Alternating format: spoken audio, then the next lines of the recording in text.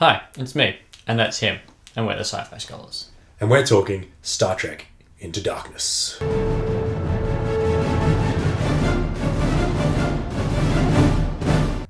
As always, to stay spoiler free, well, it's not always this place.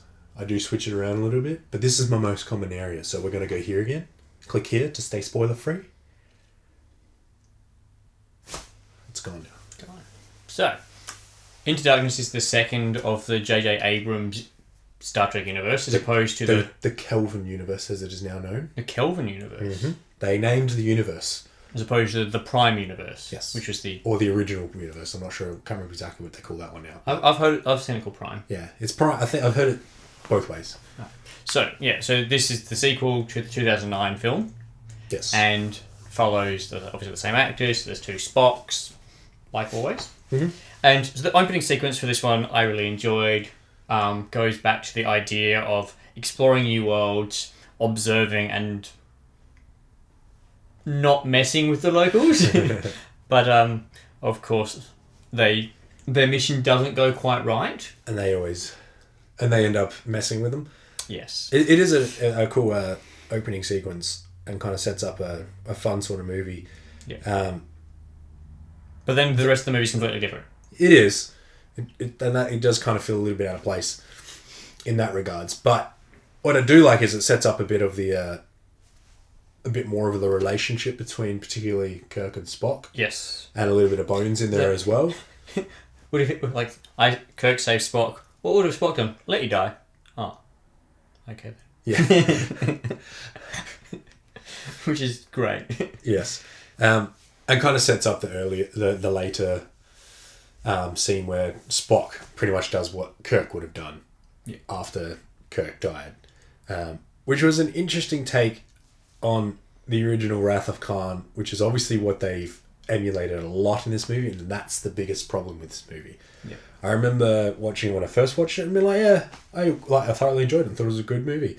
And then not understanding why people were so up in arms about it, and then rewatching it for this review, I've gone, yeah, I kind of agree with a lot of people now, because as cool as it was to pay homage, or whatever, however you say the word, homage, whatever. I like homage better. It sounds more posh. Anyway, and flipping the script at the end with Kirk being the one that sacrifices himself and puts his hand on the glass, and they put their hands together and have that intimate touching moment where they don't actually touch each other. I thought it was an interesting take, but it was a terrible idea. They should have just gone with their own story, and it seemed really stupid to have John Harrison be revealed as Khan. Like, it felt like a moment of like, it's like, oh, it's Khan. It's like, even those that know Star Trek, it's like, so what? It doesn't seem like that big a deal. Yeah. Like, and they make it out to be a big deal but why would it be a big deal to our characters, Kirk and Spock, because they don't know who Khan is? It was a bigger deal that Marcus was basically betraying Starfleet and attempting to start a war on his own terms with the Klingons. He's like, there's the argument with Kirk saying like, this might start a war, and he's basically like, as far as I can tell, the war's coming anyway. Yeah. But then, actually, I'm throwing you under the bus and starting this war. Yeah. Which they don't actually go into whether this war does start or whatever. But the point is, Kirk's been disciplined for like showing off to new people, like a new civilization, and messing with them. And then Marcus, who's one of the really high level members of Starfleet, is trying to start a war. Looks like Starfleet's corrupt. Like, really corrupt. And obviously Pike died, which got Kirk a little bit sad. Well, it made Kirk go on a revenge. Yeah. And which is how Marcus manipulated him into it. But then, of course, as he works through his feelings a little bit more, he actually kicks... Basically, Scotty gets off the ship, but... Which is a great plot device for later. It is a great plot device. But at the same... the fact that he gets kicked off is the only reason they survive later. But at the same time, Scotty is the kind of character... Yeah, believable that he would be like, this is going to mess with the integrity of my engineering. Yes. I'm not happy to do this. I like at the that same about point, Scotty's character. still seeing the good in Kirk when he asks for a favour later, I'm not doing it. Actually, I could do it. Yeah. I'm pissed off, but I know deep down, as a captain, he has the right heart. He was just That not in felt the right like mindset. the most real moment in the entire movie. Like, the most defining moment of any character. No, I think it was like the little knuckle guy handing over his step. Oh, yeah. All right. Because he has to go first. Yeah. It's the same scene, but it's the second part of the scene. But yeah, I really enjoy Scotty in these films. I think casting Simon Pegg as Scotty, perfect move. Perfect. I actually feel like he's the best character. I love him. All of them are actually pretty perfectly cast. Yeah.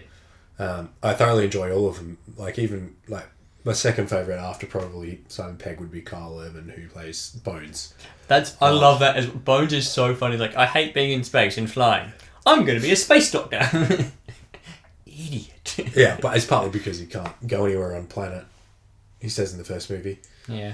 Anyway, but the point is, it's just really funny. Like Simon Pegg's character as Scotty, and I don't know what that little knuckle-faced guy is, but I can't remember his name either.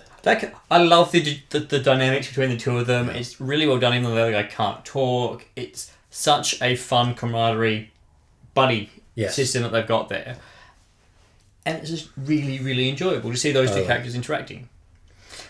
I also thought towards the end of the movie wasn't as good as how the movie started off. Oh, definitely not. And with the whole super blood saving Kirk and all that, like, it was interesting to see Spock go off the rails and totally emotional and just like on a total revenge plot, but it didn't need that. It didn't feel necessary. It's just like the whole name change of John. It just wouldn't have mattered if his name was actually John Harrison and not Khan, because I mean nobody knew who Khan was anyway, so it didn't make a difference within this universe. Yes. And I mean, I'm a big J.J. Abrams fan, and I like the fact that he likes to keep his stuff under wraps. But this is one of those moments where even he's admitted maybe we shouldn't have drawn so much from Wrath of Khan and kept it so heavily under wraps. But his intentions for it were good, and that's what I like. And as much as people hate J.J. Abrams' direction in these Star Trek movies because of all the lens flares, I really like them. Mm. A lot of people complain they're a little bit over the top. While I agree he probably put a little bit too much in places in Into Darkness, I didn't personally find it distracting and actually thoroughly enjoy lens flares. Yep. I think it might be a glasses wearing thing, maybe. I don't know. But either way. I don't wear glasses. No, it was like, you get lens flares. You just used to. Anyway, I see them in general life all the time. Another thing I really enjoyed about this movie was the score. The music, just as good as the first one, continues it in a good way and gets different and better. And I quite enjoy this guy as Michael Giacchino as a composer. The one plot thing that I thought was kind of clever in this one was how obviously they get called into the office where Pike gets basically told off. No, Pike has to tell him off, Kirk off for disobeying orders because Spock threw him under the bus. And he's all excited, thinking like, yes, I'll get to do the 5-year mission. And like, no, you get demoted. But then at the very end, because he's actually saved everyone, and basically there's no senior captains left in that area of space, he does get this 5-year mission, which obviously sets up Star Trek Beyond. And I just think it was a good idea that they did preempt that a little bit, as opposed to just at the very end throwing in the 5-year thing. Having it earlier in the movie makes it feel a bit more natural. True, but even though it is obviously... One of the problems that a lot of people, and I agree with on this behalf, is that it's like there was the promise of that last movie, and now we're into this movie and there's still just the promise of it. They're not fulfilling that at all, and it kind of just felt like they're just stalling. They were just stalling for the sake of stalling.